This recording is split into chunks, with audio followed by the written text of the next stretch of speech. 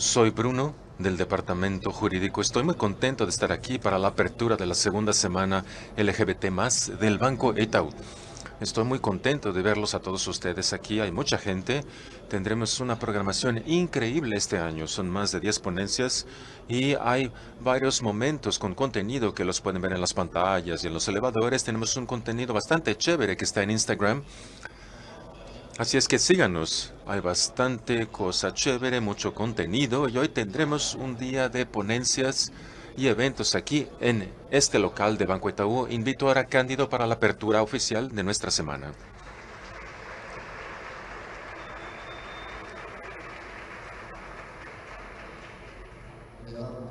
Gracias, Bruno.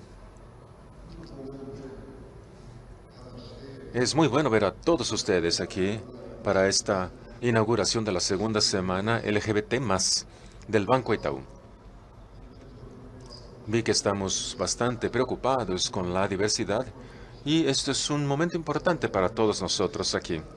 Durante esta semana verán paneles y ponencias a través de las cuales vamos a intentar reflexionar y crear conciencia sobre la diversidad en Itaú, especialmente la diversidad LGBT+ en Itaú.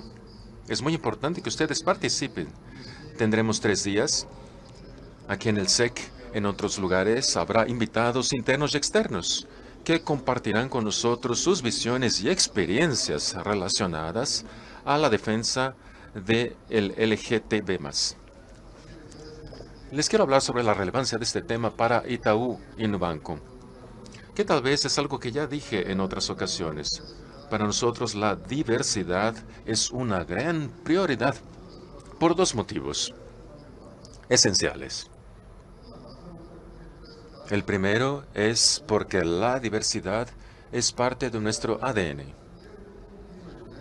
En un ambiente diverso en el que la gente se siente que la aceptamos como son, tenemos un mejor clima para trabajar.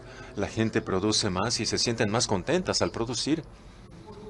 Y en segundo lugar, porque un público diverso, desde el punto de vista del color, del origen étnico, diverso desde el punto de vista de la orientación sexual y de la edad. Es un público que refleja mejor la diversidad para nuestro grupo de clientes, lo que aumenta nuestra capacidad de comprender nuestros clientes. El otro motivo, que es tal vez el más importante, por el cual la diversidad es tan importante, que tiene que ver con un imperativo ético. Para mí lo que caracteriza un ambiente como verdaderamente diverso es uno en el que la gente diferente son tratadas de forma igual y también tienen las mismas oportunidades. La igualdad de oportunidades para mí es un elemento esencial de la meritocracia. Nosotros consideramos a la meritocracia uno de los instrumentos principales de gestión del banco. Y en donde no hay igualdad de oportunidades, la meritocracia no funciona. Ella solo expande la desigualdad inicial, la desigualdad de oportunidades iniciales. Así, invertir en la diversidad. Y en el caso del LGBT+, invertir en la gente sin que importe su opción sexual para que tengan las mismas oportunidades y que puedan ser lo que son es esencial para que el banco funcione bien, para que la meritocracia funcione bien y crea un ambiente mucho más agradable en el que la gente se siente menos distante de la manera en la que ellos son y en la que yo creo que debo comportarme en el trabajo. Si puedo ser exactamente como soy, seré más productivo, mi trabajo será más agradable y funcionaré mucho mejor. De esta forma, podré contribuir para poder cambiar y que me sienta más estimulado, que me sienta más a gusto, más libre para ser quien soy y también para que podamos dar lo mejor que tenemos en este esfuerzo de cambiar de ideas. Así los invito a todos a que participen. Esta es una jornada colectiva de empatía y de creación de conciencia de todo lo relacionado a LGBT+. Y es una agenda que requiere nuestra atención. Y hay que estar abierto a conocer a las otras personas que son diferentes de todos nosotros y aprender también con ellos. Yo puedo decirles que he aprendido también un poco sobre la diversidad LGBT+, y he aprendido como generalmente aprendemos, que es equivocándome. El otro día me referí a la opción sexual durante una charla y me mandaron un correo electrónico diciéndome, no se puede decir opción sexual, sino orientación sexual, con la explicación. Y entendí la explicación y ya no digo opción sexual, sino orientación sexual. Y no es porque esté repitiendo algo que aprendí de forma mecánica, sino porque entendí el concepto. El otro día también recibí un correo electrónico de una madre que es lesbiana que me decía que bueno, que nos aceptan, etcétera, pero todavía es molesto tener que firmar un acta o término de paternidad. El banco también tiene que adaptarse. Así debe hacerlo con sus documentos y procesos a todas estas cuestiones. Se trata entonces de esto. No creemos que estemos listos todavía, ni que estamos en el lugar perfecto para esta jornada de la diversidad. Estamos en un buen camino, es una búsqueda de aprendizaje común.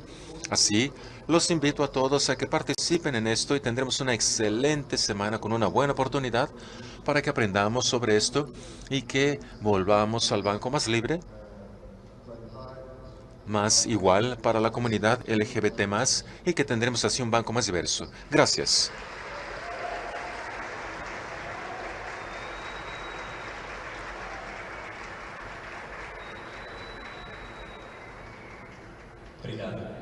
Gracias, Cándido. Es muy bueno siempre escucharte.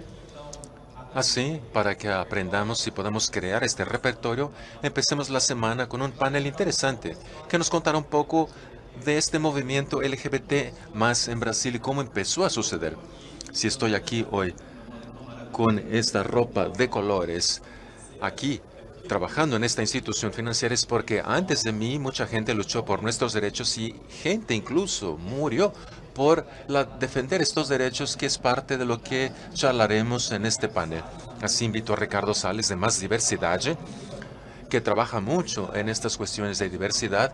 Es un consultor y un gran amigo nuestro, quien será el mediador del panel. Y João Silvério Trevisan, quien es el fundador del movimiento LGBT en Brasil,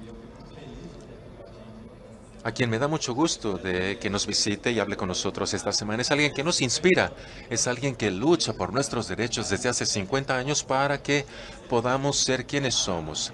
Si tenemos un desfile LGBT más que sigue sucediendo todos los años aquí en São Paulo, que reúne 4 millones de personas, es porque gente como él empezó a hacer algo hace muchos años. Así los invito a que suban al escenario. Gracias.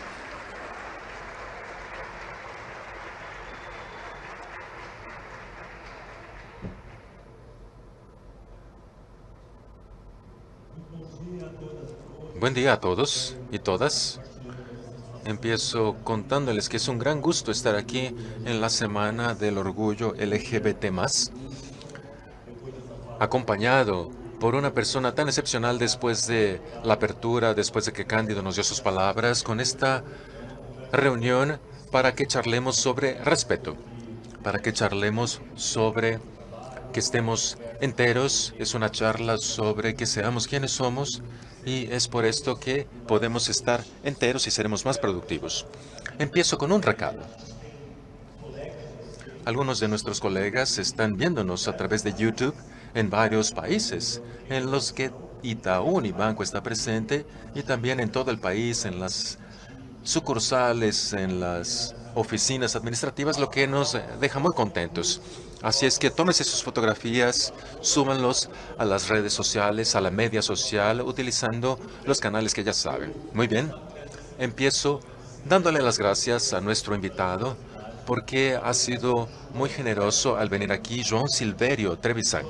João es el fundador del movimiento LGBT+ en Brasil. Son muchas décadas de lucha y, como Bruno ya lo dijo, abriendo el camino para que hoy muchos de nosotros podamos estar enteros incluso en el hogar en el que trabajamos y ponernos ropas de colores, entre otras tantas cuestiones que tienen que ver con nuestra identidad. Así es que, João, bienvenido y muchas gracias. Gracias a todos. Muy buen día.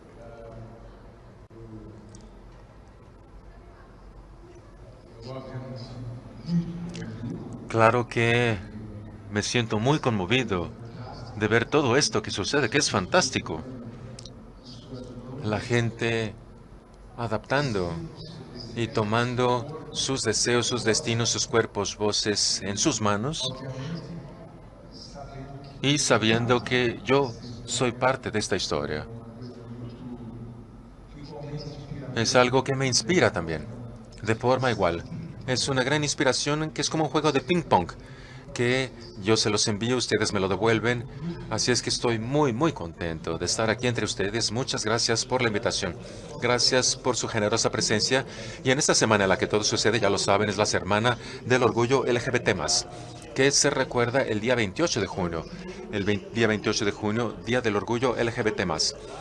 La elección del día no fue algo que fue aleatorio. Es lo que nos regresa a lo que sucedió hace 50 años. Así en 2019 celebramos los 50 años del movimiento LGBT+, y todo sucedió en la ciudad de Nueva York.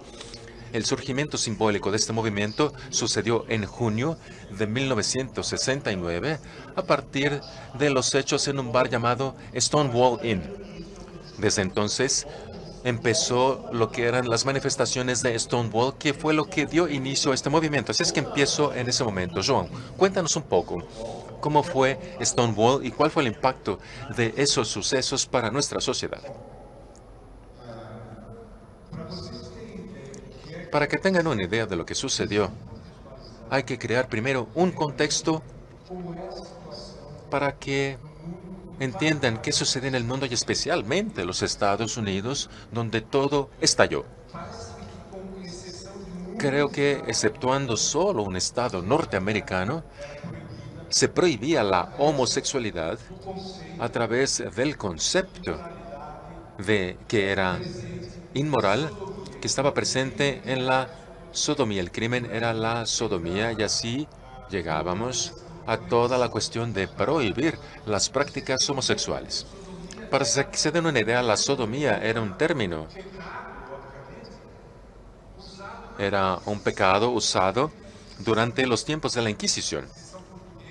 La Inquisición portuguesa y española en el siglo XVI y XVII, y así nos llegó a Brasil, persiguiendo a la gente. Bien, esta Inquisición no sucedió en los Estados Unidos, sino esto se esparció a través de la implantación de los ideales cristianos. Este concepto estaba implícito en la religión cristiana. En el punto de vista del cristianismo, el pecado de la sodomía. Lo que sucedía era que la gente vivían encerradas. Había incluso algunos movimientos como la Mattachine Society y la Stars of Bilitis, que eran masculinos. Pero para que tengan una idea de cómo esto funcionaba, a ellos se les obligaba a caminar con un traje y a las mujeres que andaran de tacones para que no revelaran esto. Y era crucial. Y en una ciudad como Nueva York, en donde había mucha diversidad en esa época, la policía de forma frecuente invadía a los pocos bares que estaban disponibles para que la gente se reuniera, y uno de esos bares era Stonewall Inn en la calle de Christopher, en Nueva York. Era un bar considerado de mala muerte,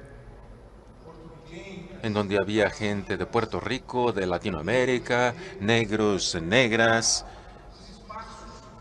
que estaban en estos lugares, espacios que no eran muy bien reconocidos y que eran a su vez muy cerrados y que recibían solo una cierta élite de la ciudad.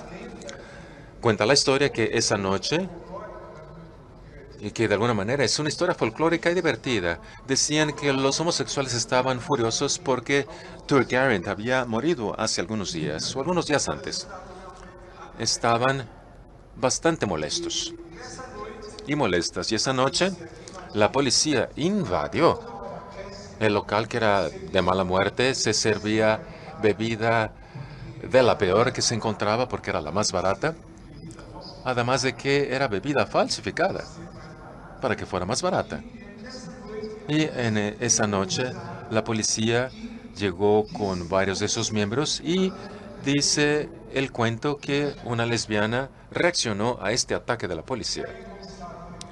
Y así empezaron a aventarles monedas a la policía y después botellas. Entonces les lanzaron botellas, de alguna manera se creó un incendio y esto se esparció para la calle. La noticia corrió de boca en boca por la región y así empezaron a suceder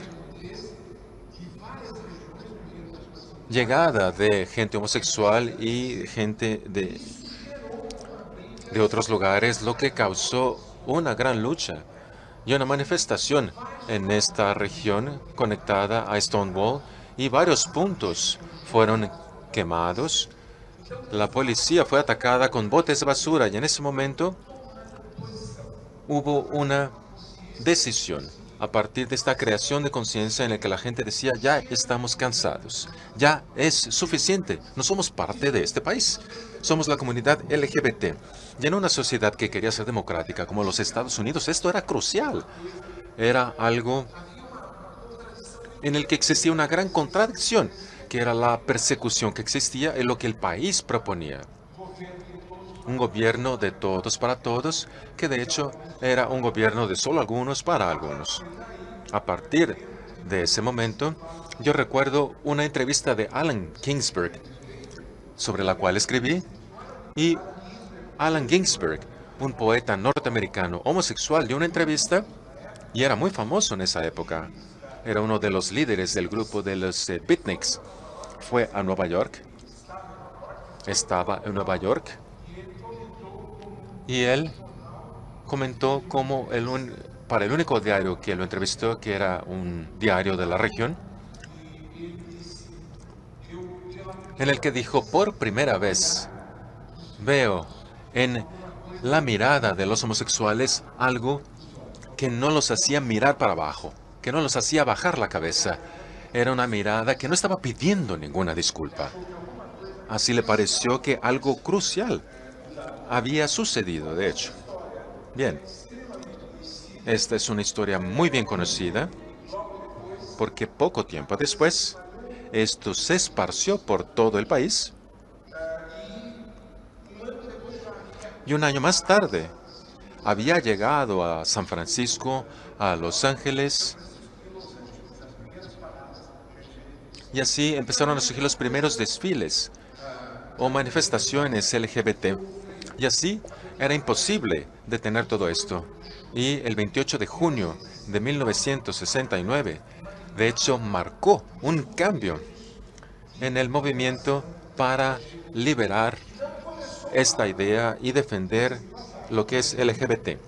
Pero eso no empezó en ese momento. En Alemania, durante los años 20, los años 30, ya pasó por actividad intensa desde el punto de vista no solo de vivir de manera más libre la homosexualidad, sino también de actividad intelectual con Magnus Hirschfeld, por ejemplo, y el Instituto de Estudios Sexuales, pero todo había sido enterrado por los nazis. Fue como si todo tuviera que empezar otra vez. Así, Stonewall es un marco en el movimiento moderno para defender los derechos LGBT. A mí me encanta cuando dices que Stonewall fue un movimiento cuyos líderes tenía varias personas. Entró en la historia como un suceso gay y durante mucho tiempo se defendió de esa forma. Pero en la línea de frente de la lucha teníamos a las mujeres lesbianas y a las mujeres trans. Muchas de ellas conocidas como Marsha Johnson, Silvia Rivera, entre otras que son parte de la historia de este movimiento. Esto al final de los 60 y durante los 70 empezamos a ver los primeros desfiles de este orgullo homosexual. Y hasta ahora la gente se pregunta, ¿por qué hablar de este orgullo LGBT? ¿Por qué? Cuéntanos.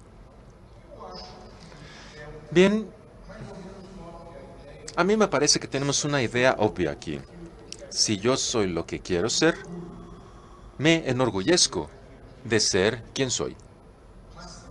Pero si a esto le pones la lucha para poder llegar hasta dónde quieres llegar y a dónde eres, de eso es un gran motivo para que te enorgullezcas y no para que se cree algo impuesto, sino para, de hecho, abrazar lo que soy. No es algo que desprecia, sino para abrazar lo que soy plenamente y así abrazar lo que puedo ofrecerle a mi sociedad y también aceptar lo que yo significo como alguien que tiene una vida intensa, que es única y que se debe vivir con toda la intensidad que lo merece. Nosotros somos muy diversos, nadie es igual al otro. No hay clones, el clonaje todavía no existe. Y al hablar de orgullo, nos sentimos orgullosos de ser diversos en un esquema en el que la diversidad también es parte de una suma de identidades absolutamente exclusivas. Aquí no hay nadie que pueda ser parecido el uno al otro o a la otra.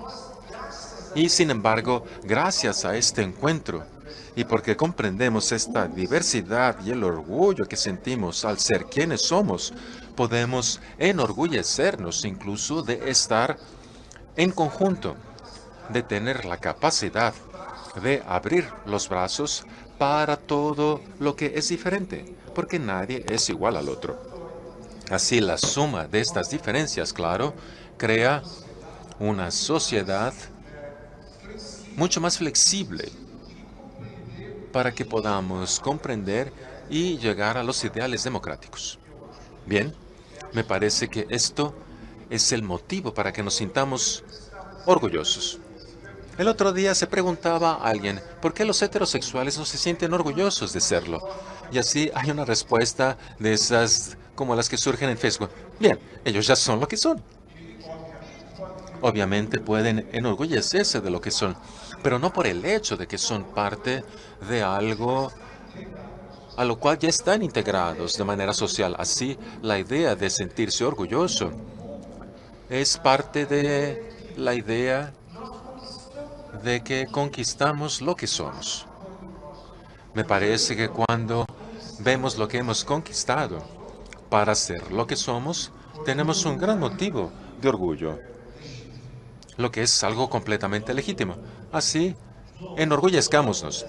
Bien, Joan, lo que sucedió durante el final de los 60 en Stonewall era cuando los países de Latinoamérica pasaban por sus dictaduras, lo que creaba dificultades para el movimiento aquí. Sin embargo, tú, junto con un grupo de personas durante los 70s, lanzaron las iniciativas importantes para nuestro país, Brasil.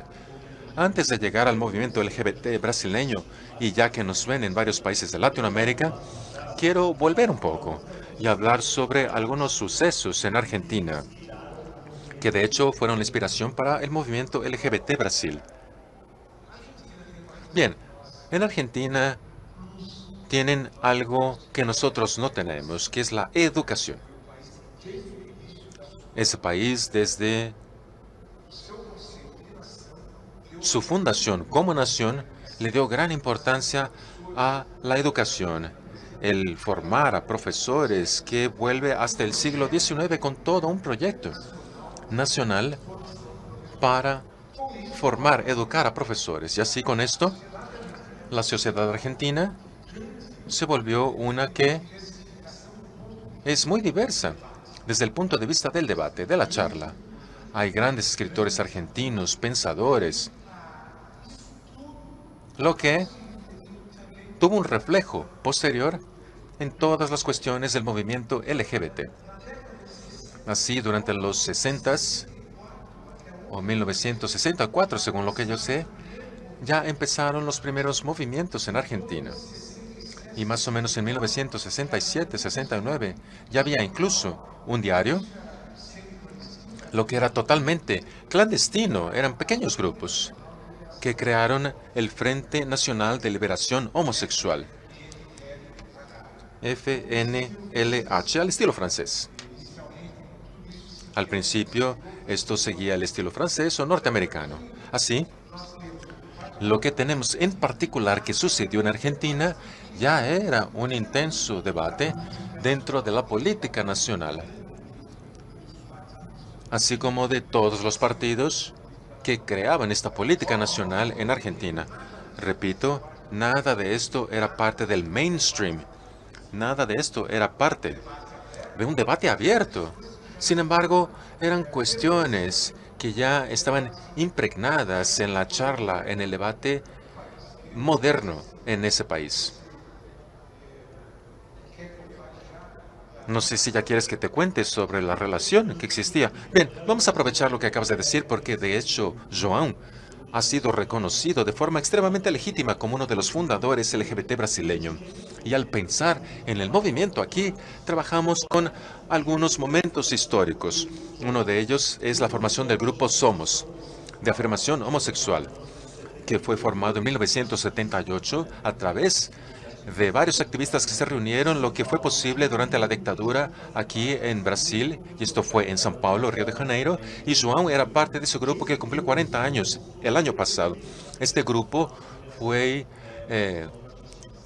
el que recibió esta influencia de estos grupos argentinos. Sí, es verdad, antes de Somos ya hubo un intento anterior de trabajar y agrupar a gente que estuviera interesada en charlar sobre estos asuntos. Y sucedió algo curioso.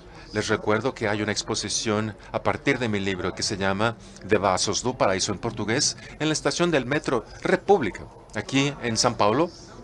Y en esta exposición hay un panel bastante amplio sobre cómo todo empezó en el año de 1500 con la llegada de los colonizadores portugueses, que es cuando empieza el libro.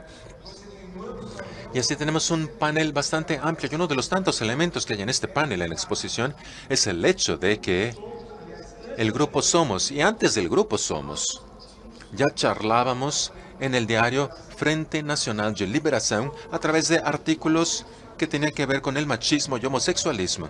Y todavía se hablaba de homosexualismo. Y eso está expuesto de nuevo en esta estación del metro República en la ciudad de São Paulo. Y además se creó un boletín llamado Somos, que era algo en su inicio, el diario Frente de Liberación, pero este boletín era hecho de manera diferente. Y fue a través del conocimiento de este boletín y a través de un poeta argentino llamado Néstor Perlonger, quien vino a Brasil, que oía de la dictadura argentina, que había acabado de instalarse en Argentina en esa época, y él vio este material. Y así nosotros decidimos bautizar al grupo brasileño para rendirle homenaje al grupo argentino, o al diario argentino, de hecho. No era el nombre del grupo, porque era una palabra que era un palíndromo. La puedes leer de atrás para adelante, de adelante para atrás o de atrás para adelante. Y así nos pareció una palabra excelente y que serviría muy bien para provocar a la gente. Somos, pero ¿quién no es? Y era lo que hacíamos. Así cada uno de nosotros es lo que es.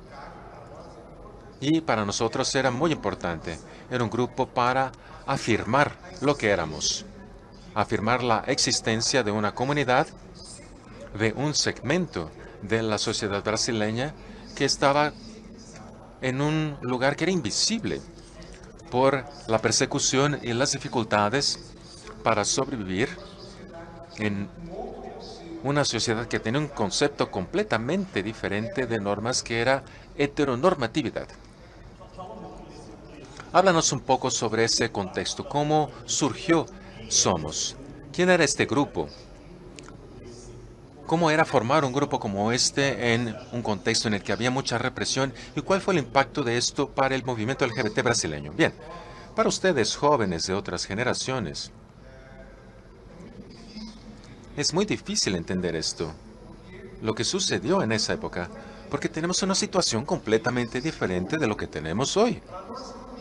Para que nos pudiéramos reunir como grupo joven que pudiera discutir, charlar sobre estas cuestiones, tuvimos que luchar y mucho, en primer lugar, para que esta gente pudiera reconocer que tenían todo el derecho de charlar sobre esto. Había homofobia internalizada, que era el primer problema que estábamos enfrentando. Teníamos dudas para saber si eso era legítimo en un país como el nuestro, con que charláramos sobre homosexualidad en Brasil, especialmente los jóvenes que luchaban contra la dictadura y que tenían una visión un poco más moderna en ese periodo. Y había una sensación de culpa grandísimo como resultado de la dirección política que teníamos en esa época y hasta de la izquierda en esa época. Así el primer problema fue encontrar a gente que estuviera interesada en la discusión de algo que estaba relacionado exclusivamente a su vida particular. Y tuvimos muchas dificultades para entrar en contacto con las primeras mujeres, porque claro, eso era mucho más difícil, salir del closet para las mujeres. Había pequeñas salidas, por ejemplo, las mujeres podían andar en la calle agarradas de las manos, entonces si eres una lesbiana lo podías disfrazar un poquito más, pero tenías que esconderte, claro. Te tenías que casar, tener hijos, etc. Así, de cualquier forma, para los trans, por ejemplo, gente trans, el problema que tenían era que se les prohibía incluso que se vistieran con ropa del sexo opuesto. Había una prohibición informal. Era algo considerado contrario a las normas sociales y por eso el carnaval se volvió tan importante también, porque esto le da un giro a las convenciones. Todo se vuelve más abierto, más libre y así fue muy difícil crear el primer grupo. Lo que sucedió fue que al fin del primer año, en el que mucha gente llegaba al grupo, no sabíamos siquiera qué escribíamos en los pósteres, en la publicidad. Nos reuníamos y decíamos, bueno, ¿qué vamos a poner aquí? ¿Qué vamos a escribir? ¿Cómo vamos a expresarnos? No había siquiera conceptos ya definidos para esto. Los primeros conceptos era lo que lo que agarrábamos prestado de las feministas, que fueron muy importantes para el movimiento LGBT, tanto en Brasil como en los Estados Unidos. Yo vivía allá entre 1973 y 1975 y podíamos notar de forma clara cómo este concepto de sexismo, machismo, era algo que las feministas utilizaban, que ya tenían un discurso organizado a partir de sus actividades que habían empezado antes en la comunidad LGBT en ese país. Y en febrero de 1979 hubo un debate en el centro académico de la Facultad de Sociología. No era sociología, era ciencias políticas de la Universidad de São Paulo. Durante una semana hubo algo bastante improvisado, que era la Semana de las Minorías. Era algo en lo que no habíamos pensado. Eran las mujeres, 51% de la población era considerado minoría. Los descendientes de los africanos, también los miembros de la comunidad LGBT y los indios también, los indígenas, con sus varias etnias. Y de hecho hubo un inicio de una charla sobre la cultura y los derechos de los indios o indígenas. Y eso estaba más concentrado en esos tres grupos. Y el día anterior habíamos ido a ese debate en un auditorio gigantesco, estaba todo lleno. Y hablaron muy mal de los militantes negros, diciendo que ellos estaban intentando crear una división en la sociedad brasileña, porque el racismo era algo que no se veía mucho, poco presente. El racismo brasileño era diferente y toda esa charla, que no llegaba a nada, decía que no había una democracia racial en Brasil. Y fue muy difícil para los militantes negros escuchar eso. Y en nuestra noche, imagínense entonces cómo se puso la charla, que fue algo violento, con la perspectiva que teníamos. Literalmente, estábamos cagándonos en la ropa interior. Éramos 5 los reunidos en ese escenario. Llamé a un gran director de estudios en esa época para que nos ayudara. Procopio se llamaba. Y Procopio también nos ayudó mucho para poder charlar con la gente y aguantar las críticas. Y en fin, el debate empezó. Y vi entre el público, y les voy a contar estos detalles, ¿se puede? ¿Me dejas? Bien, les cuento estos detalles. Entre el público, yo vi a alguien que había participado en el primer intento de crear un grupo, que era el grupo que había charlado sobre el artículo del Frente Nacional de Liberación Homosexual de Argentina. Y siempre que se iba a la cama con hombres, pasaba por crisis de dolor de cabeza y venía a lamentarse a mi casa. Por eso, bien, este muchacho homosexual se levanta en medio del público y viene a decirme: ustedes no tienen el derecho de venir a decir esto, ni a cambiar lo que estamos haciendo y a luchar contra la dictadura. Yo pensé, ¿qué le pasó a este tipo? ¿Qué le pasa? Y yo me enojé tanto que me subí a la silla y le dije: ¿sabes qué? Tú cállate. Y yo sé que entre todos ya había gente. Así que estaba saliéndose por las ventanas de tantos que habíamos. Ya no cabíamos más. Me levanté muy enojado y le dije: ¿sabes qué? Yo sé que aquí en este auditorio hay un montón de homosexuales, lesbianas y gente que es muy diferente. Yo no vine aquí para cargarlos en mi espalda. Por lo tanto, yo quiero que digan lo que quieran decir y que lo digan de frente. Y así la gente empezó a hablar abiertamente y a acusar al gobierno de todo lo que sucedía y de hecho empezando a defendernos. Entonces, tal profesor en tal facultad dicen que los homosexuales son criminales, dicen que también es un pecado, dicen que es un vicio de la burguesía y yo no puedo manifestarme, etcétera. Y antes de que otra cosa sucediera, tuvimos un movimiento en el que por primera vez la gente tenía la chance de usar su voz, de defenderse. Ese momento fue algo que nos marcó. Fue un hito. Y a partir de eso tuvimos un debate muy bonito en el que todo el público se manifestó y así la mesa decía: ¿en dónde estamos? ¿A dónde van? Quiero inscribirme, quiero participar junto con ustedes en esto. Y así llegamos a un momento en el que el grupo Somos tenía 150 participantes divididos en varios pequeños grupos. Era algo avanzado para ese periodo. Imagínense, estamos hablando de 1979, dictadura militar en Brasil. Ya había grupos que daban charlas en las escuelas, que estaban entrando en contacto con gente en el exterior, grupos de estudios. Y así empezaron a aparecer las lesbianas, que crearon su grupo de lesbianas feminista en el grupo Somos. Y eran muy feministas, ya hasta hoy es gente muy importante en la historia del movimiento LGBT brasileño. Así, esta fue la eclosión del movimiento LGBT y después hubo un grupo Somos en Río de Janeiro, en otras ciudades, y así varios grupos empezaron a surgir como si fueran palomitas de manera incontrolable. Y en ese año incluso hubo un congreso, el primer congreso homosexual brasileño en São Paulo, en el Teatro Ruth Escobar, en la Facultad de Medicina. Y ese Teatro Ruth Escobar fue el testigo del cierre. Y les cuento otro detalle gracioso de ese periodo. Recuerdo que en ese Teatro Ruth Escobar, el canal de televisión SBT brasileño estaba en el lado de afuera con las cámaras amenazando y diciéndoles que nos iban a filmar. Y todos empezaron a entrar en pánico porque había gente que no sabía que sus familias estaban ahí. Había otros que no sabían que estaban participando en nuestro trabajo, etcétera. Y estábamos charlando sobre las conclusiones finales.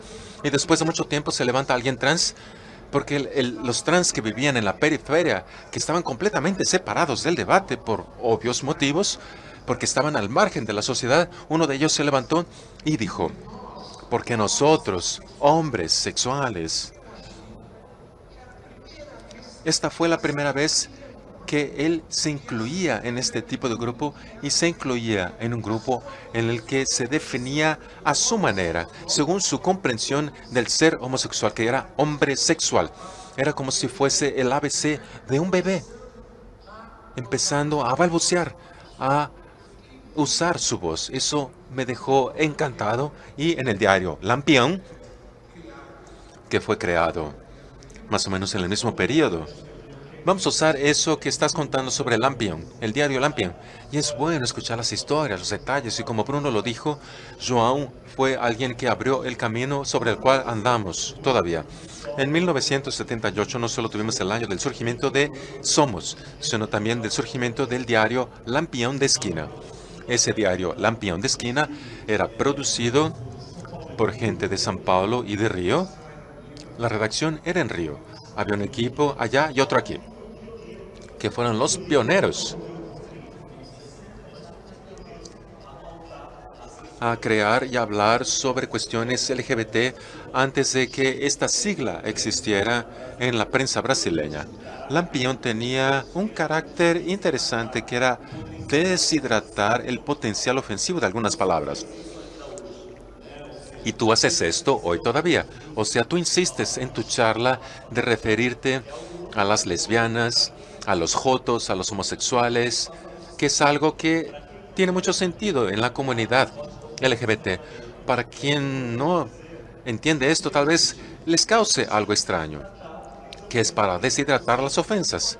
O sea, históricamente la palabra lesbiana o joto o mariposón, la comunidad empieza a usar estas palabras sin ningún rastro de ofensa.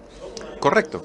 Entonces veamos cómo surgió Lampión, la redacción en Río de Janeiro con otro equipo aquí en San Paulo, creando algo en la prensa de manera provocativa. Y recuerdo durante el periodo de la dictadura militar, tú estabas allá en ese momento, ¿correcto?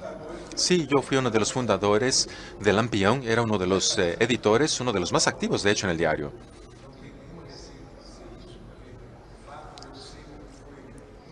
Yo sé cómo fue difícil mantener el diario durante 3 años, pero la primera importancia del diario es que se trataba de un diario que era profesional. En ese periodo había en Brasil una prensa que era llamada de prensa enana. Eran diarios como El Pasquín, que llega a 50 años de edad. Había el diario Movimento, otros en Río de Janeiro. Y Lampião surgió de la creación de un diario con esa idea, que fuera muy profesional, en el que los profesionales participaran para que pudiéramos llegar a todos los escondites del país. Y todo lo que había venido antes eran solo pequeñas experiencias locales. No, nosotros queremos un diario que se distribuyera en todo el país. Y recuerdo que nos habíamos organizado a través de una distribuidora nacional y cuando notó el contenido del diario canceló la distribución. Tuvimos que poner en cada región y estado del país pequeños distribuidores locales que pudieran recibir ese diario.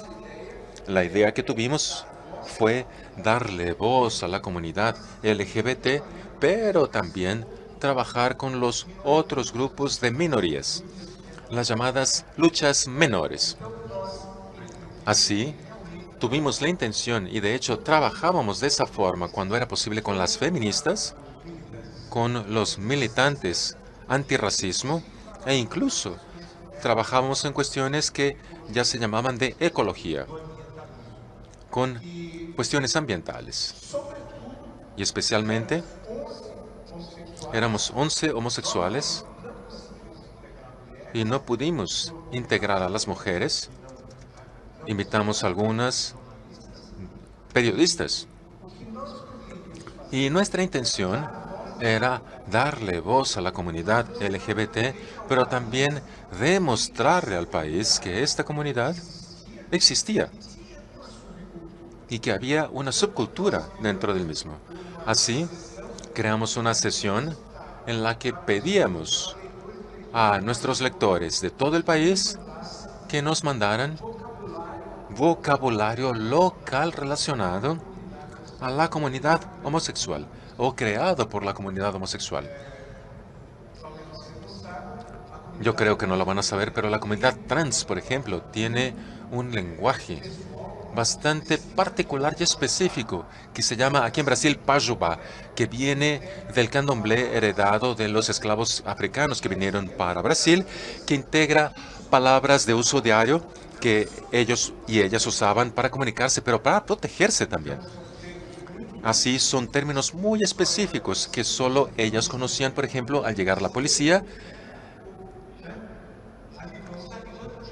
decían los Alibán están llegando.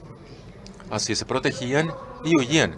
Así nosotros en Lampión intentábamos hacer esto con esta conciencia clara de que había una comunidad que producía incluso una subcultura.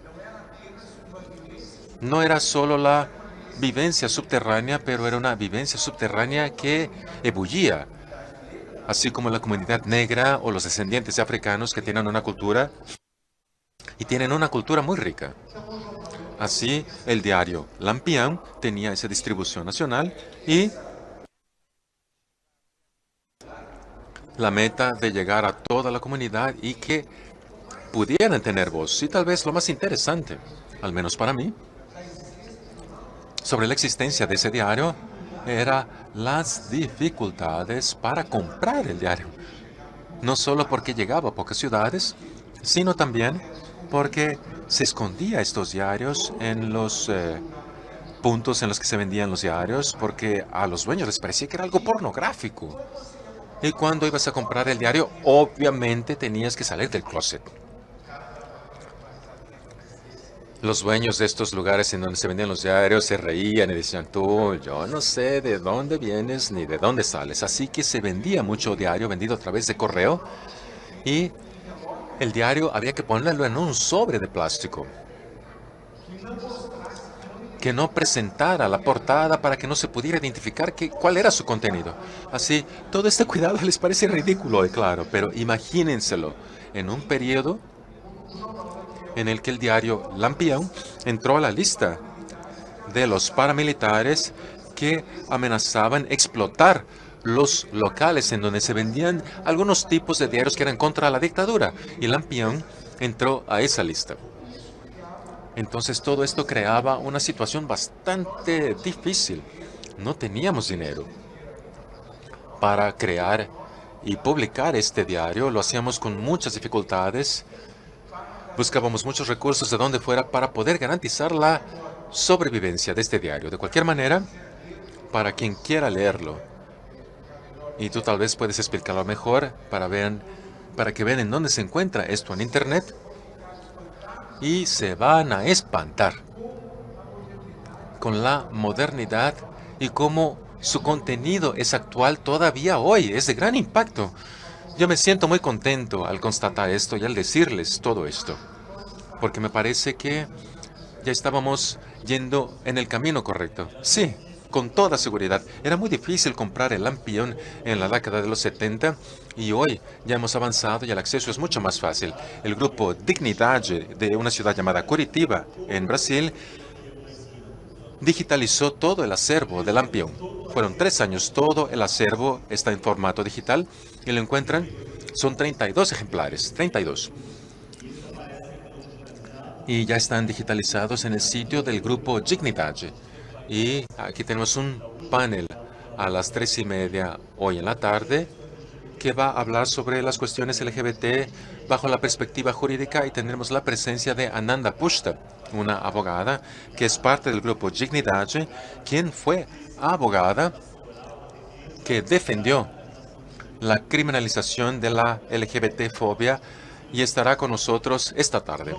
João, 78 fue ese año, fue un hito cuando sucedieron eventos importantes y tal vez se creó la idea de que el proceso social es que hay que seguir adelante.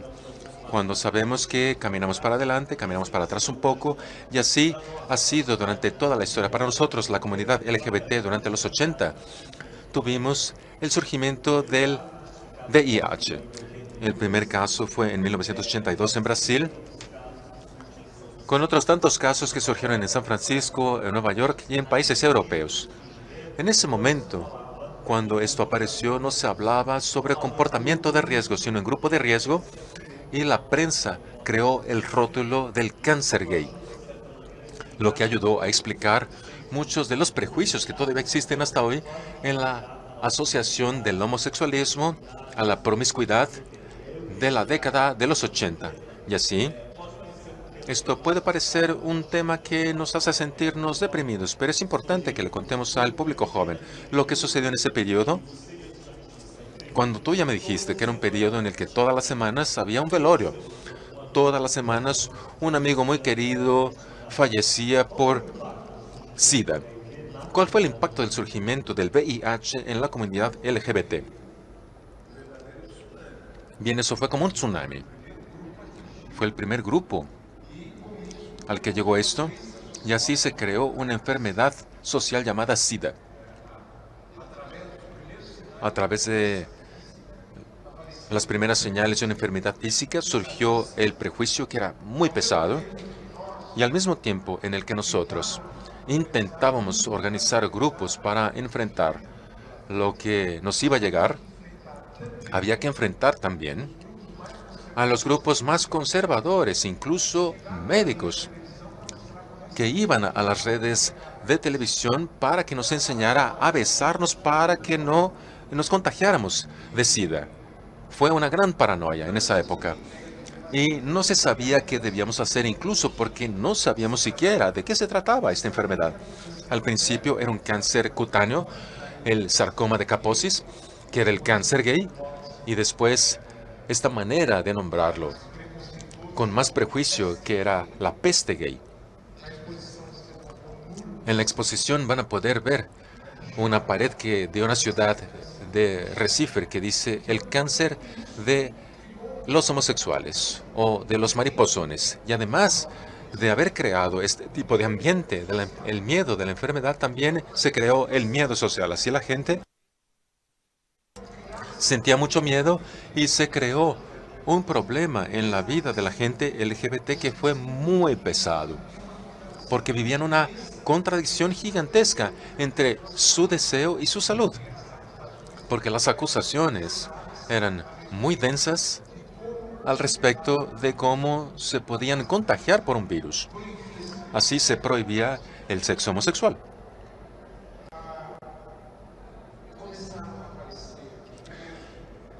Empezaron a surgir los primeros grupos organizados en São Paulo, que fue la ciudad y estado que sufrió mucho más al principio. Pudimos crear un grupo para darle atención al SIDA a partir de la Secretaría de Salud aquí en la ciudad de São Paulo. Y después,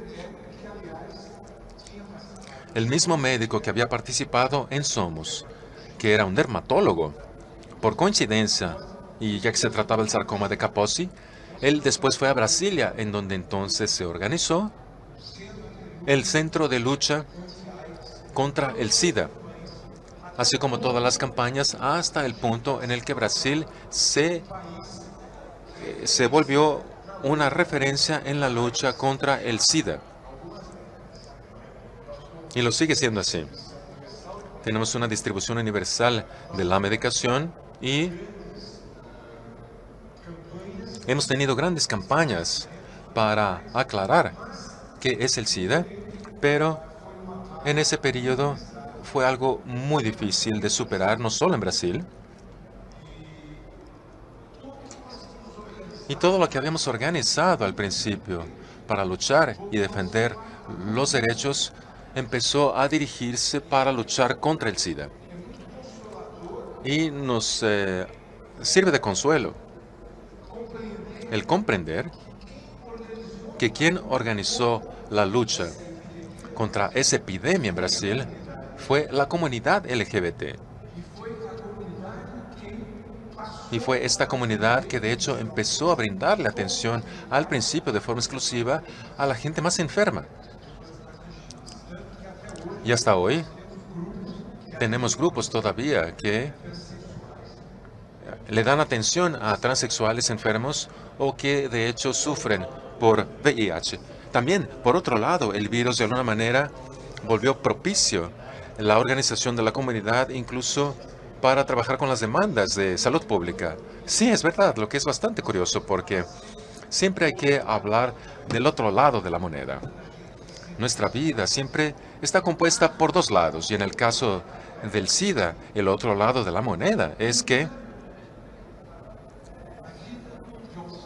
la vida de los homosexuales nunca estuvo de manera tan clara en la sociedad como durante ese periodo del SIDA, porque eso estaba en las primeras páginas de los diarios. Incluso por la muerte de gente conocida o que eran una referencia, como actores de las redes de televisión, cantantes famosos, o por ejemplo, en los casos norteamericanos de un gran actor como Rock Hudson, que era uno de los hombres más deseados entre cada 9 mujeres de cada 10 norteamericanas, y tal vez por muchos hombres homosexuales. Y de repente se reveló como estando enfermo por SIDA y como consecuencia también se supo sobre su homosexualidad que siempre había sido vivida de forma subterránea. A partir de esto, nos enteramos, por ejemplo, que Rock Hudson era obligado por sus estudios a casarse con sus secretarias y a aparecer con las secretarias en la cama de un hotel como si de hecho fuera heterosexual. Bien, estamos hablando sobre SIDA y VIH, que no es algo exclusivo de la comunidad LGBT. De hecho, no estamos refiriéndonos a grupos de riesgo hoy en día. Eso ya es comprobado a través de la evidencia, pero es parte de la historia de nuestra comunidad. Quien quiera saber más sobre esta historia, yo suelo decir, hasta de manera irónica, que aquí tenemos la Biblia del movimiento LGBT. Aquí tenemos el libro de João, que se llama Devassos do Paraíso, Homosexualidad en Brasil, desde la época de la colonia hasta los tiempos actuales. Es un pentateuca de ¿cuántas páginas? 700 y tantas. Está en la 4ª edición, revisada, muy bien actualizada, con ilustraciones de Laerte, un gran ilustrador brasileño. Lo encuentran fácilmente. Otra vez estaba agotado hasta el año pasado y hoy lo encuentran en internet por una pequeña fortuna. Y João realizó un gran trabajo de revisar el libro, actualizarlo y volverlo disponible de manera fácil. Ahora quiero contarles y vuelvo a insistir. El primer punto, tenemos la exposición que se basa en este libro, Devassos do Paraíso, en el Museo de la Diversidad Sexual. ¿Quién conoce ese museo? Levante la mano, por favor. Son pocos todavía. El museo está en el Metro República. Salen a través de los torniquetes. No hay ni siquiera que salir de la estación. Está dentro de la estación República del metro en São Paulo. Y el segundo punto es que este ejemplar, de manera generosa, nos lo trajo. Así es que lo voy a sortear en algunos minutos entre ustedes y, claro, con su autógrafo. Así vamos a la década de los 90. Siguiendo todavía esta idea, este raciocinio, en la década de los 90 surge la sigla GLS con André Fischer, que tiene una columna con bastante destaque en una revista brasileña famosa, y se usa ese término gays, lesbianas y simpatizantes. No, los simpatizantes, o quien simpatiza, fuimos malos cuando lo necesitábamos y decíamos, bien, simpatizantes y sospechosos también. Bien, tenemos a los gays, a las lesbianas y a los simpatizantes, y así empezamos a pensar en un mercado bastante gay en esa época.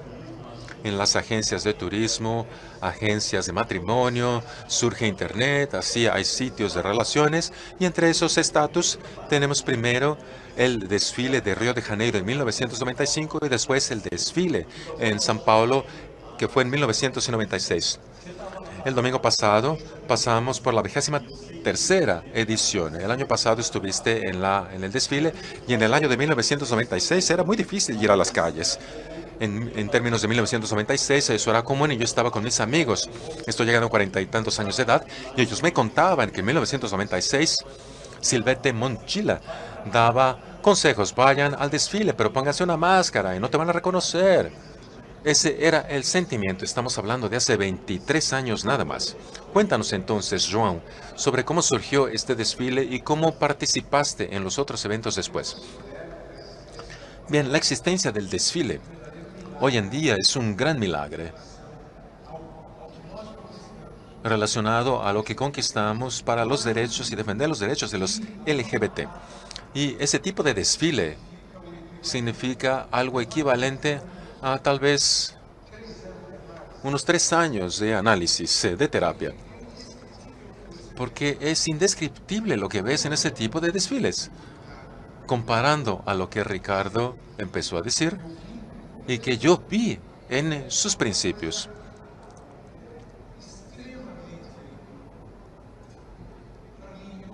Es algo que me emociona mucho. El primer desfile fue en la Plaza Roosevelt, en un día que llovía mucho. Era un pequeño camioncito que alguien nos había prestado, era de un sindicato. Y teníamos algunos altoparlantes portátiles. Fue casi un fiasco. Y todos los años seguíamos batallando porque no tenemos dinero. Las empresas todavía no se acercaban a nosotros, ni siquiera este tipo de desfiles. Pero yo creo que toda la cuestión se configuró como una bola de nieve, que ya no era posible detenerla. Yo no participé en la última de este domingo. Y en la última, en la que yo estuve presente, fue en la ciudad de Porto Alegre, en donde yo también participé en un debate. Fue en 1997 y en esa época yo vi a las lesbianas en primer lugar, que tomaban una bolsa de papel del supermercado, le hacían 2 orificios para que pudieran ver y respirar, y ellas participaron en el desfile de esa manera. Era un número bastante grande de mujeres a las que vi de esa manera. Cuando ibas a los primeros desfiles, había mucha gente que usaba gafas oscuras. Era impresionante, aunque estuviera lloviendo, porque era una manera de que pudieras enfrentar algo que no conocías, e incluso la posibilidad de que te golpearan. Porque en los primeros desfiles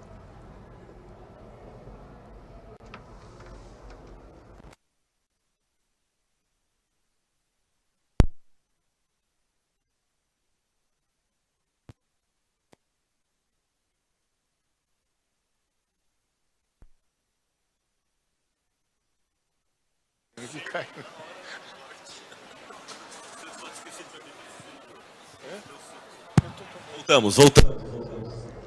¿Ya regresamos?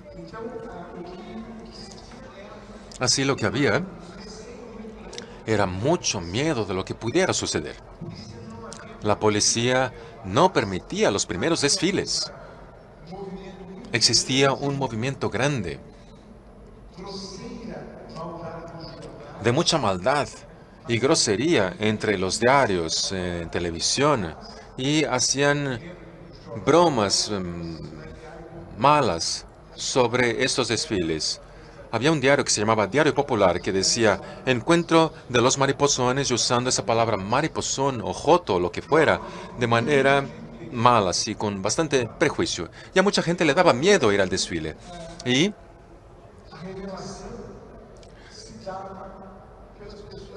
la revelación sucedía a través de la gente que tenía todo a perder o que no tenía nada para perder. Y me acuerdo de los primeros años en la Casa Blanca, que llegaba hasta la Avenida Paulista, y yo vivía en esa región. Estaba subiendo por la calle y vi a alguien que estaba cojeando.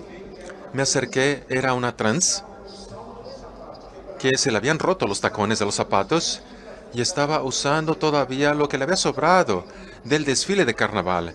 Y se notaba que eran ropas que ya estaban bastante desgastadas. Y le pregunté, ¿qué le pasó a tus zapatos? Y estoy caminando desde hace 5 kilómetros hasta aquí, porque no tenía dinero siquiera, pero había ido para participar en el desfile.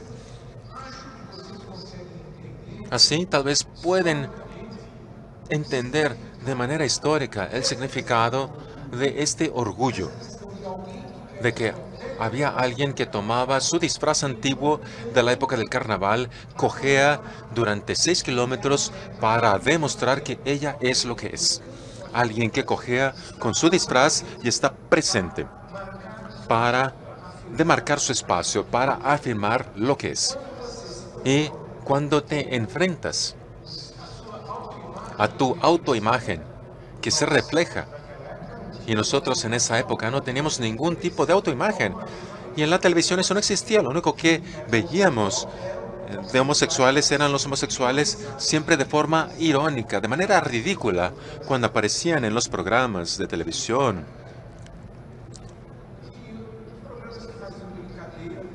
Los programas que bromeaban con este tipo de personaje poniéndonos de manera ridícula. Así los desfiles representaron la posibilidad de que vinieras durante el día, con el sol del día, para que te enfrentaras con otro tipo de personas que reflejaban lo que tú eras. Y así sabías que tú también les ofrecías tu reflejo. Esto fue un movimiento de una gran belleza, fue extraordinario, algo que nos inspiró mucho. Y estos son los desfiles. Y le enseñan a este país algo precioso, que a mí me gusta siempre recordar. Somos LGBT, el único segmento de la nación que reivindica el derecho de amar. Y este es el día más importante en el que este derecho de amar se celebra, se reivindica y se refleja para todo el año, o durante todo el año. Y todos los años surge nueva gente en los desfiles que dicen que esto les llega de manera profunda a sus sentimientos por lo que ven. Hace 3 años, un actor inglés, ¿cómo se llama? Quien hizo Oscar Wilde, Stephen Fry, quien dirigió la película sobre Oscar Wilde, y Zé Cabaleiro también compuso una canción sobre esto. Él vino a hacer un programa sobre la BBC, de la BBC, es un hombre gigantesco, parecía Lord, y estábamos en un camarote solidario en un lugar que se llama Conjunto Nacional aquí en la ciudad de São Paulo, y él veía la avenida llenísima, llenísima, hasta el gorro de gente, y estaba boquiabierto. Y de repente se volteó y me dijo, con los ojos llenos de lágrimas, y cuando te notas que un inglés que estaba emocionado con los ojos en lágrimas, se volteó y me dijo, "Oh my God, I'm getting sentimental these days." Me estoy poniendo sentimental estos días. Así el impacto. Me dio la idea del impacto de todo lo que representaba esto para un extranjero, un inglés. Porque los desfiles brasileños son... Dicen que es lo que sea. Ok, perfecto, que sea lo que sea. Mucha fiesta, colorida. Política tal vez. Y es política porque es una fiesta. Fiesta carnavalesca. Estamos celebrando el derecho de amar que tenemos y le enseñamos al país a amar con toda la diferencia que tenemos con todos nuestros ciudadanos, a amar dentro de la idea de la diversidad. Me parece que es una grandísima lección. Qué bonito, John, qué bonito. El desfile de São Paulo en 2006 entró al libro Guinness de los Récords como la más grande del mundo, y a pesar de que los criterios para medir cuánta gente cabe en esta avenida paulista son muy divergentes, hay mucha gente que estuvo allá en esa época, y el pasado domingo hubo mucha gente. Itaú estuvo presente junto con otros tantos bancos en el evento Outstanding, que es la unión de varios bancos para charlar sobre las cuestiones LGBT, y fue interesante notar la llegada de varias empresas, compañías, que es la novedad a partir del inicio de este siglo, especialmente en los últimos 5 años. El surgimiento de las compañías. ¿A ti qué te parece eso? Estamos aquí, el banco más grande de Latinoamérica, la empresa más grande del país, 90 y tantos mil colaboradores. ¿Cuál es la importancia de las compañías para que se involucren en esto? Bien, repito, la importancia puedo referirme a eso al mirar al pasado. En los desfiles tenemos muchos problemas para obtener patrocinio, muchos problemas. Incluso con las empresas que eran gay friendly, llegaban a Brasil y se rehusaban a participar en esto, diciendo que no querían manchar su marca. Eso era muy común, era algo que escuchábamos mucho. Así la evolución que hubo es increíble. Y a mí me parece absolutamente esencial. Lo que sucede hoy aquí es la señal de que este país está pasando por un proceso de transformación extraordinario. Y no es algo localizado. Estamos lidiando con cuestiones fundamentales que las compañías comprendieron. El presidente de Itaú ya lo dijo. Eso tiene mucho sentido, porque no había motivos especiales para que las empresas no participaran, a menos la mentalidad conservadora del país. Y a mí lo que me parece muy interesante es que cuando las compañías empiezan a sentir este impulso, se genera a su alrededor un movimiento muy importante de abrir un camino específico. Y al hablar de compañías modernas, es importante considerar esto porque nosotros estamos en una democracia. Estamos bajo un régimen en el que la gente tiene sí el derecho a consumir. Es un régimen capitalista y las compañías producen para este régimen y dentro del mismo. Y una compañía que comprenda esta diversidad de consumo, claro, que estará y comprenderá o será obligada a comprender la diversidad de la gente que consume y la diversidad de la gente que vive en un país que es democrático en su gobierno y en sus regiones. Es un país que contempla la representación de todas las diferencias. Así, me parece que cuando las compañías deciden volverse responsables de esta manera, se trata de una comprensión, en primer lugar, del régimen democrático y, en segundo lugar, de una responsabilidad social. Las compañías tienen una importancia extraordinaria en los países y mueven toda la economía, con todos los problemas que puedan existir de desigualdad, etc. Pero son los motores económicos. Así se vuelve natural también que sean los motores a partir de una responsabilidad social que pueda darle un significado y diversidad a un país que tiene componentes de diversidad en su historia en sí. Nosotros somos un país hecho de inmigrantes. Trajimos un grupo entero y una gran diáspora esclavizado de África y que hoy compone nuestra sociedad. Así, yo creo que todo el proceso de comprensión de la diversidad por parte de las compañías también es la comprensión del significado de nuestro país. No es posible pensar en Brasil sin pensar en su diversidad cultural, étnica y democrática. Bien, charlar con João es siempre una gran oportunidad de aprender mucho y para mí siempre es una fuente de renovación, porque es un optimista cauteloso, un optimista que ve el futuro de manera generosa, pero con cautela necesaria.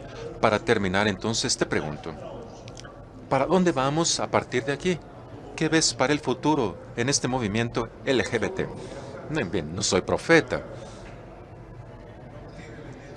No tengo elementos para tal y tampoco me gusta, pero creo que ya no hay nada que restringir. Es algo obvio.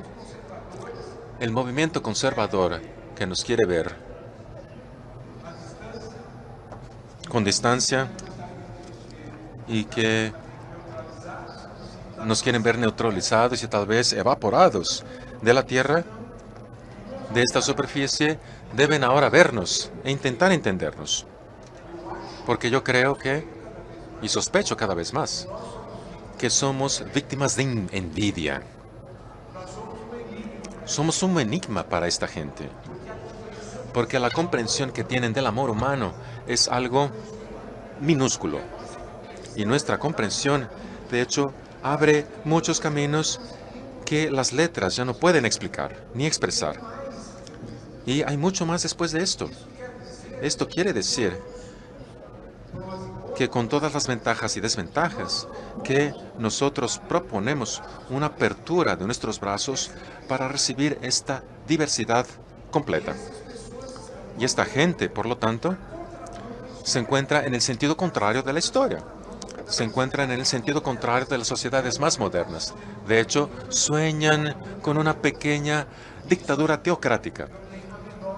Y esto ya no puede seguir sucediendo. Sin embargo, yo creo que solo tendremos una sociedad representativa y una sociedad que abraza, incluye a la comunidad LGBT, si nosotros, comunidad LGBT, nos responsabilizamos por nuestro destino y también dejamos que nuestra voz sea oída para que esto lleve adelante lo que somos, lo que significamos y lo que queremos para este país. Nosotros somos agentes que participan de forma completa en esta sociedad. Somos ciudadanos y ciudadanas que estamos en todos los nichos de la sociedad brasileña. De manera que no hay nada que hacer que no sea repetir el famoso dicho norteamericano antiguo de la comunidad LGBT norteamericana. We are queer. We are here. Get used to it. Somos quienes somos. Aquí estamos. Y es mejor que se acostumbre.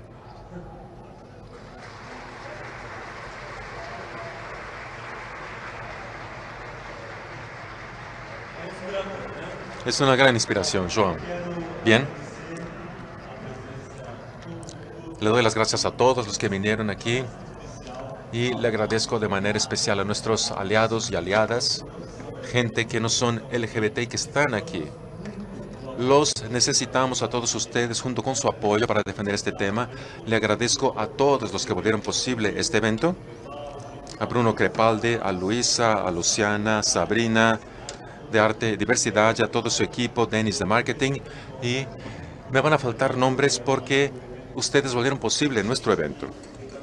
Nosotros hemos trabajado con mucho ahínco para poder fortalecer la política de diversidad. Yo creo mucho en su potencial porque somos 90,000 y estamos aquí en todo el país y también tenemos esa oportunidad de llegarle a mucha gente. Por lo tanto, tengo hasta una identificación aquí que me enorgullece con mi nombre y para eso dependemos de todo su apoyo. Muchísimas gracias de forma especial a mi amigo querido João Silvério Trevisan. João nos asustó la semana pasada porque tuvo un problema de salud que incluso lo sacó del combate durante algunos días. El domingo no pudo ir al desfile aquí de São Paulo, el domingo en el que cumplió 75 años de lucha para defender a nuestra comunidad. Terminamos entonces, así sortearemos este libro. Como nos faltan criterios, le pido a João que piense en un número del 1 al 99. Por favor, vean el número de la silla en el que están sentados. Por favor, quien gane el libro, venga para acá. Sí, es el número final. Si tenemos a dos personas, no sé qué vamos a hacer. Veamos. 24. 24. ¿Quiénes tienen el número 24? Por favor. ¿Alguien? ¿Alguien? Nadie. Bien, siguiente. No les creo. Nuestros senadores y diputados que están aquí se saltaron del número 24. Muy bien. 85. ¿Quién lo tiene aquí? No, tampoco. ¿Otro? ¿Sí o no? A ver, ¿sí o no? Entonces ven. Ven. Tú vas a ganar el libro con el autógrafo de João. Bien, terminamos. La programación de la semana LGBT del banco sigue en los días siguientes. Muchas gracias por haber venido. Hasta luego. Buenas tardes. Do painel é super importante ter a opinião de vocês. E agora, na sequência, a gente vai fazer algumas fotos também para postar no nosso Instagram. Então, quem quiser sair nas fotos, pode ficar por aqui que a gente vai fazer as palavras. E o João quer dar uma última palavra para vocês. Obrigado pela presença. Só me despedir de vocês. Quiero despedirme. Muchas gracias por haber venido y decirles que fue una gran alegría estar entre ustedes. Del fondo de mi corazón, fue formidable estar aquí entre ustedes. Gracias.